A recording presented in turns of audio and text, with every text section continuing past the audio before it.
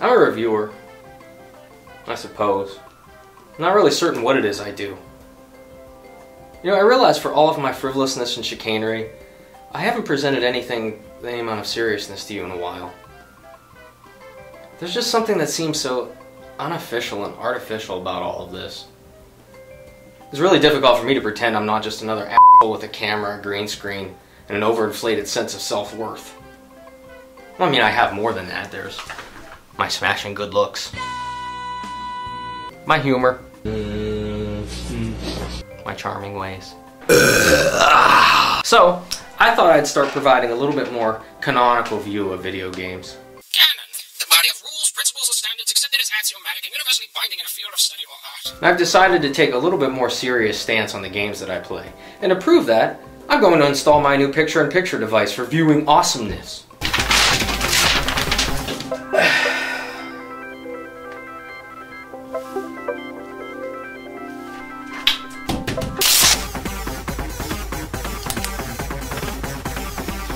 I give you the Review-tron-o-matic 9001. As you can see, I spare no expense for you, my humble and loyal viewers. Everything is powered by my imagination. Cue the segue. How the f*** did I do that?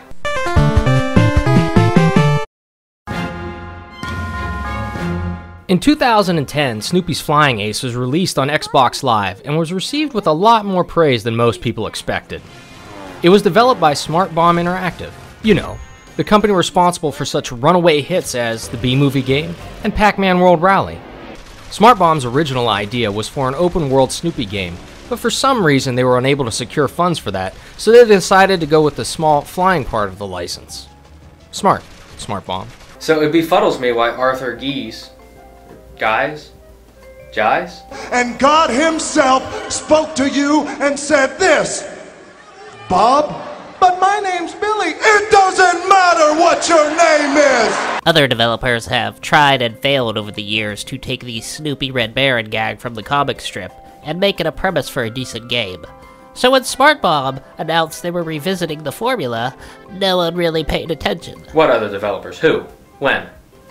I mean, if their announcement was they were revisiting a concept that has clearly failed in the past, then isn't that something worth paying attention to for its sheer absurdity? This is why you can't pay attention to professional reviewers. Payola. Allegedly. Any instance of Arthur Gaze or whatever the hell his name is actually accepting payola is coincidental and unintentional. This is merely for comedic purposes, although I have no idea how the hell they come up with their reviews on that site. Did he mean the Atari 2600 version of the game? Because the only other Snoopy in the Red Baron game that I'm aware of was on the PlayStation 2. Also made by Smart Bomb Interactive. Way to tap that creative well. Imagination. I mean, I suppose he could be talking about games that were dropped and never fully developed. But that hardly seems to make sense considering the circumstance. IGN, did you pay him to write for you? I mean, can you get your paycheck back? Is this dude somebody that works for you? I mean, how does he keep writing? Oh, and by the way... Another tip for the men. The earring, the thing with the earrings? It's over.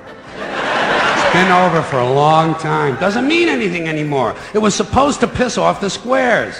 The squares are wearing them now. For a mere 800 points, you could take up arms, or paws, against the Red Baron and his seemingly endless army of minions, along with the other members of the Peanuts gang that he somehow managed as an adult villain to recruit, presumably with a panelist van filled with popcorn, toast, and jelly beans. The dogfights, if you can call them that, take place over a small variety of landscapes, over islands, a desert, over another island, near a dam, and over Paris. You know, because all those things are quintessential Peanuts. Hey, so why am I in this costume now? Because it's got about as much relevance to this review as the Peanuts characters do to this game, which is to say, not very much. I mean, this is one of the principal jokes of the Peanuts Halloween special. Funny, isn't it? Oh, look how wacky and naive and childlike I am. I can't cut a simple ghost outfit.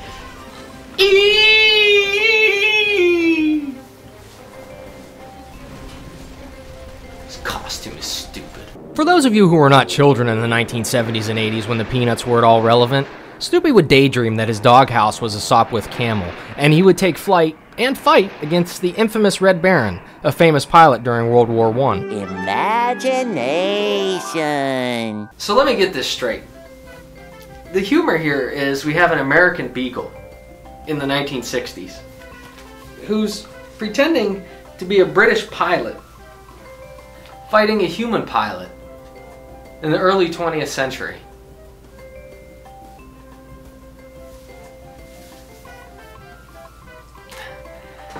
That's as funny as this comic strip ever got, folks. You begin the game with a few, admittedly most of them worthless, weapons, and there are the now obligatory unlockable weapons that are equally as worthless and become available to you as you progress through the game and complete levels. Practically all of the secondary weapons are anachronistic or semi-steampunk in nature. At least they're close enough for most uneducated louses to label them that way. There's a green homing missile gas type thing that doesn't home in really, some kind of long-range wing thing that barely works, some sort of exploding thing, a mace weapon that doesn't make sense for dogfights, and other homing weapons that don't home in really well either. You also get to unlock a variety of planes and various skins that really amount to 3 types: balanced, agile and weak, tough and slow. Oddly enough, no Sopwith camel. Since most of the weapons are anachronistic, I'm not certain why the levels and the enemies were not. It's not like it matters who's in the planes anyway. You don't even get to see the other Peanuts members. They just show up as little red name under the plane so you can see who they really are. Imagination. I mean, it could have been anyone. The characters are irrelevant to the game. Smurfs, Pirates of Dark Water, Shirt Tails, SpongeBob. Hell, what about Mario? He's in every other damn game. Yeah, you could zoom around the sky firing turtle shells at everyone. Now that I think about it, that does sound pretty cool. Get on that, Nintendo. I mean, flying seemed to work well for Diddy. No, the other Diddy. Ah, that's better. The Peanuts are timeless. People love them for their innocence and idyllic portrayal of childhood.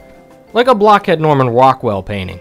The Peanuts are the antithesis of Planet Goose, a pastoral realm of innocence and stupidity sewn together so didactic and edifying. C.S. Lewis is like, would you tone that shit down, please?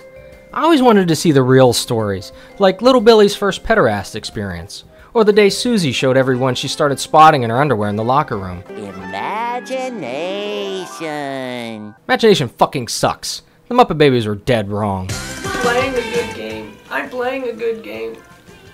Stupid Jehovah's Witness babies. You know, your kids wouldn't have to sit in their rooms pretending to be doing fun things if you allowed them to have things like birthdays and Halloween, and medicine for pneumonia. But I digress. The Peanuts were a logical choice for an Xbox Live game because, okay, the Peanuts haven't been relevant in over 10 years. Why exactly was it smart to release this game? For the record, I cannot say I'm an anti-fan of the Peanuts. I'm more indifferent to them. They are not in my world, but there are things I don't like. You know, it's actually the funky jazz riffs that I loathe.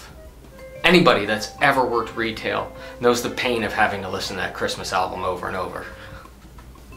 You know, it's second only to that terrible Paul McCartney song.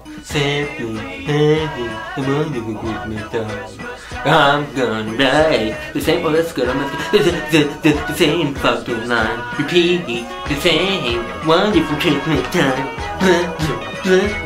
Lather and repeat. A wonderful Christmas time. I date one leg chicks and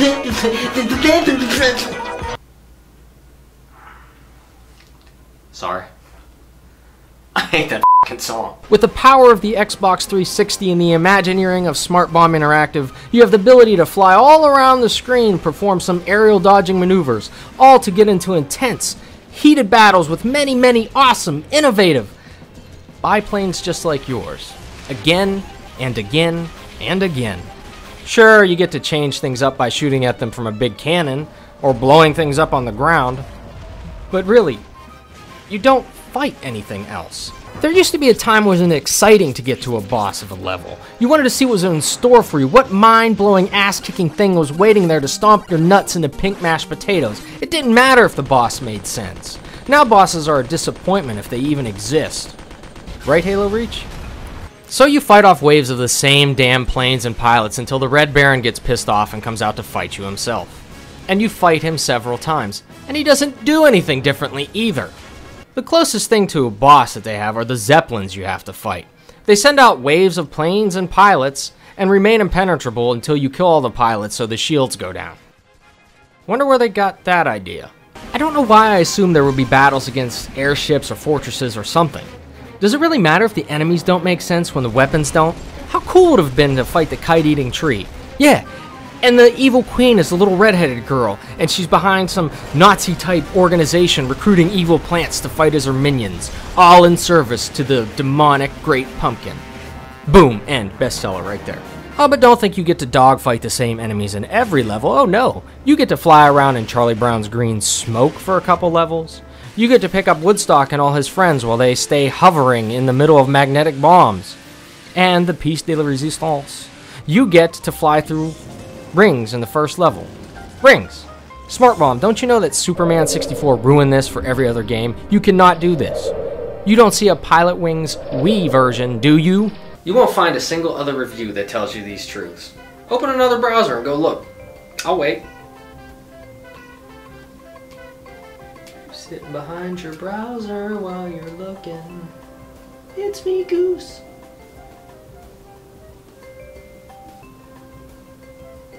Told you. Oh, but it's not the campaign you'll hear people say in praising this game for. Oh, no, no, no, no, no. People play this for the exquisite multiplayer experience. The multiplayer is what shines. Look around. Can you tell what the fuck's going on? Because I can't. Oh, I can tell what's going on. It's people spam fucking the screen with their secondary weapons the whole time in the hopes just to hit something or knock you down. Look at people just throwing shit out there, trying to hit something whatever in front of you. Spam fucking the screen with their EMP bombs, hoping to take you down. I mean, look at me, I can't hit shit. Oh, I actually killed somebody. And here's a condensed version of me trying to get in their version of Capture the Flag. Look how long it takes for me to find a room in this ever so popular multiplayer game.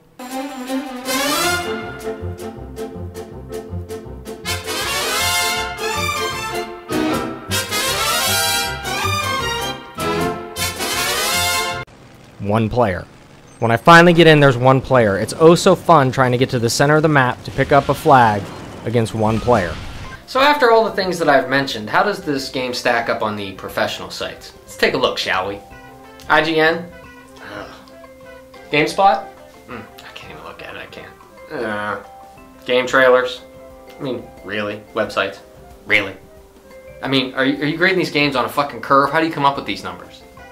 This game is a 1. Campaign is so short and easy, if you blink you'll beat the game and you won't realize it. The enemies and levels are excruciatingly repetitive and boring. Even if you downloaded the trial, you would have no way of knowing how repetitive and boring the story mode of this game is. You would also have no way of knowing what a clusterfuck the multiplayer would be. And for a game such as this to get such high accolades, quite frankly it's bullshit. And I suggest you bank a hard left or right and get the hell out of the way if you even think about purchasing this game. I'm your friendly neighborhood gaming goose, and this is the crap you shouldn't download.